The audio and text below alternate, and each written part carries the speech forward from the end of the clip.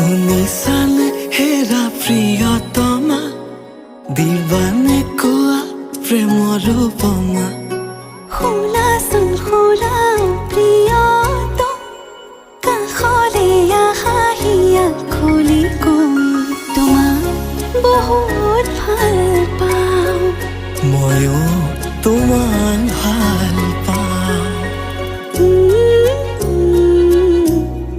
লা লা লা লা।